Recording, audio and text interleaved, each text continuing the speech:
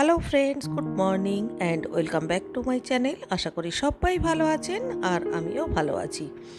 এখন ওই 6:30 মতো বাজে আর এখন থেকেই আমি ভিডিওটা স্টার্ট করছি। আজকে আমি একটু তাড়াতাড়ি উঠেছি এবং একটু তাড়াতাড়ি ভিডিওটা স্টার্ট করে দিলাম। তার কারণ আজকে একটু বাজারে যেতে হবে। আজকে মেনলি যাব সবজি কিনতে।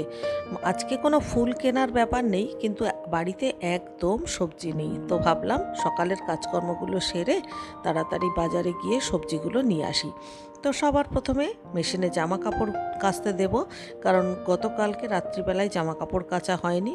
গতকাল বিকেলবেলায় আসলে খুব একটা গুমোট গরম ছিল, তার ফলে আমাদের দুই ঘরে দুটো এসি চলছিল, যার জন্যে আর মেশিনটা চালানো যায়নি।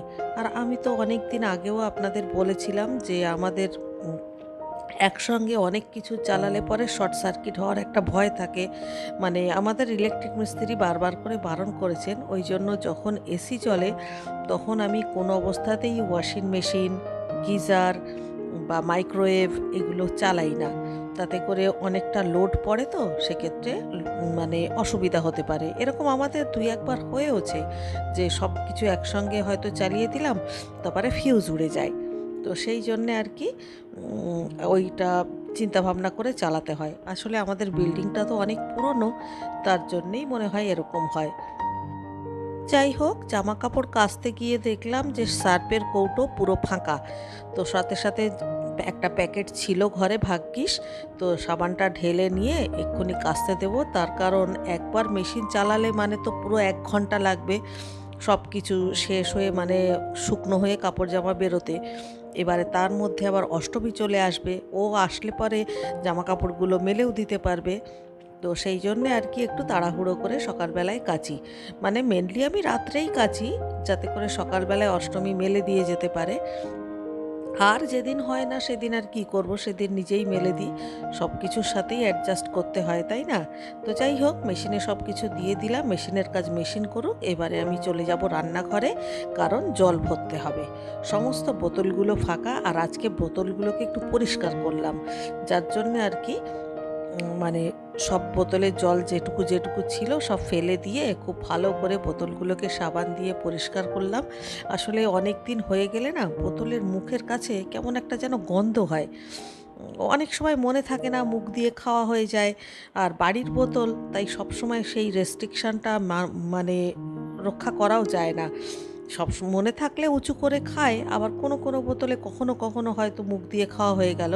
আর যদি আপনি একবার কি দুবার বোতলে মুখ দিয়ে জল খান, তাহলেই দেখবেন বোতল থেকে একটা বিচ্ছিরি আষ্টে গন্ধ বেরোয়। আর তখন সেই বোতলে আর কাউকে জল দেওয়া যায় না। তাছাড়াও এঁটো বোতলে থেকে জল ভরে রাখলে সেই বোতলে বাইরের লোককে জলও তো দেওয়া উচিত না, তাই না? তো সেই সব চিন্তা ভাবনা করে ভাবলাম আজকে বোতলগুলো পরিষ্কার করি। আর তাছাড়া বেশ কিছুদিন হয়েও গেছে, বোতলের গায়ে কেমন যেন একটা মানে ঘষা ঘষা মতো হয়ে গেছিলো। তো সেই জন্যে আর কি সমস্ত বোতলগুলো সকালবেলাতেই করে নিলাম, কারণ এই কাজগুলো না বেলা হয়ে গেলে যখন রান্নাবান্না শুরু করে দেব, তখন আর এগুলো হয় না। মানে আমি দেখেছি যে এই ধরনের বাড়তি কাজ যেগুলো, যে কোনো কিছু পরিষ্কার করা বা ধোয়া মাজা করা, সেইগুলো না ওই হয় একদম ভোরবেলা কাজকর্ম শুরু হওয়ার আগে করতে হবে, আর তা না হলে রাত্রিবেলায় শোয়ার পরে। যেমন আমি আর কি শোয়ার পরে বলছি, রাত্রিবেলায় খাওয়া দাওয়ার পরে। যেমন আমি ওই যে মশলার কৌটো টৌটোগুলো যখন পরিষ্কার করি, চেষ্টা করি রাত্রে খাওয়ার পরে করতে। এই দেখুন, আমার অষ্টমী চলে এসেছে আর বাসন মাজতে শুরুও করে দিয়েছে। আর ইতিমধ্যে গ্যাস পরিষ্কার করা হয়ে গেছিলো বলে আমি 2 কাপ চাও করে নিলাম। আজকাল দেখতে পাচ্ছি রিকিও বেশ সকাল সকাল ঘুম থেকে উঠছে, সেই জন্য ভাবলাম যখন উঠেই পড়েছে তাহলে দুজনে মিলে একসঙ্গে বসে চাটা খেয়ে নিই। ওই জন্যে দুজনের চা করে নিলাম। যদিও রিকি এখন মানে সবে উঠেছে, মুখ টুক ধুতে ধুতে ও যতক্ষণে মানে চা খেতে আসবে ততক্ষণে আমার চা খাওয়া হয়ে যাবে। কারণ আমি ঠান্ডা চা একদম খেতে পারি না। সবাই আমাকে বলে যদিও যে এত গরম চা কেন খাও, কিন্তু আমি না ঠান্ডা চা খেতেই পারি না। এত গরম চা নাকি খাওয়া আবার উচিত না, কিন্তু চায়ের মজা আমার ঠান্ডা একটুও ভালো লাগে না। এখন চা খেতে খেতে একটা লিস্ট বানিয়ে নেব। একটা নয়, অ্যাকচুয়ালি দুটো লিস্ট বানাবো। কয়েকটা মুদি বাজার আনতে হবে, তার একটা লিস্ট বানাবো। সেটা আমি একেবারে ফটো তুলে দোকানদারকে পাঠিয়ে দেব মুদি দোকানে। আর যে সবজি বাজার করব সেইগুলো মানে একটু লিখে নেব। লিখে নিলে কি হয়, সুবিধা হয়। লিস্টটা নেব না, মানে লিখে আর কি ছবি তুলে ফোন নিয়ে চলে যাব। তো সেইটাই আর কি, একটু লিস্টগুলো বানিয়ে নিচ্ছি। আর চা খেতে খেতে এইটুকুই তো সময়, এই সময় যেটুকু এই সমস্ত কাজ করা। এরপরে যখন আমি রান্নাঘরে ঢুকে যাব তখন তো আর অন্য কোনো মানে সময়ই থাকবে না। দুদিন আগে রথযাত্রা ছিল। আপনাদের রথের দিনটা কেমন কাটলো? আমাদের বাড়িতে কোনো বাচ্চা নেই বলে আমাদের বাড়িতে এখানে কেউই রথ টানেনি, আর আমাদের বিল্ডিংয়েও কোনো বাচ্চা নেই, যার ফলে আমাদের বাড়িতে রথে তেমন কিছু বুঝতেও পারিনি। ইতিমধ্যে আমি বাজারে গিয়ে বাজার থেকে ফিরেও চলে এসেছি। আর বাজার থেকে আজকে বেশ কিছু সবজি নিয়ে এসেছি। যেমন পুঁই শাক দেখে আমার ভীষণ ভালো লেগেছিল, পুঁই শাক নিয়ে এসেছি, সঙ্গে কুমড়ো নিয়ে এসেছি। মানে পুঁই শাক আনলে তার সঙ্গে কুমড়ো তো লাগবেই। আর তারপরে অল্প একটু টমেটো নিয়ে এসেছি। টমেটোর গায়ে তো এখন জ্বর বলতে হবে, মানে 80 টাকায় 100 টাকার কমে তো টমেটো নেই। টমেটোতে বলতে গেলে হাত দেওয়া যাচ্ছে না। তার সঙ্গে ঝিঙে, পটল। তবে বাজারে না প্রত্যেকটা সবজির অসম্ভব দাম, অসম্ভব দাম। মানে সব থেকে কম দাম যদি বলতে হয় মানে পেঁপে। আর পেঁপে তো মানে কি বলবো, 50 টাকা, তাও আবার।